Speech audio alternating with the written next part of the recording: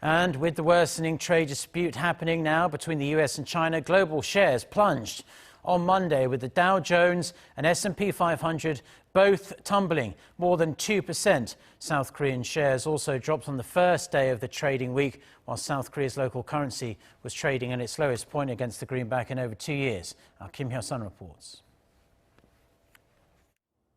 Shares prices plummeted around the world on Monday following China's retaliatory tariffs on U.S. imports worth $60 billion, signaling an escalation in the trade war between the world's two largest economies.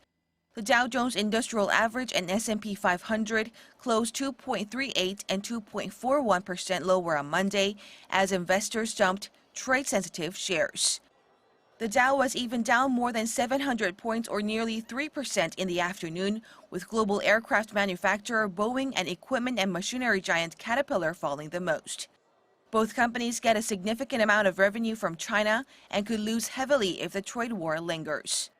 Intel and Apple also dropped, as 25% and 18% of their revenue comes from China, according to FactSet data. The plunge in Apple shares also came after the U.S. Supreme Court ruled that consumers are now able to pursue an antitrust lawsuit against a company for exerting monopoly power through its App Store. The S&P 500 and tech-heavy Nasdaq Composite had their worst day of the year. Major European stock markets also slid, with the Pan-European Stock 600 index dropping 1.2%. At their close, Frankfurt DAX and Paris CAC 40 dropped 1.52% and 1.22% respectively. Hyo-sun, Arirang News.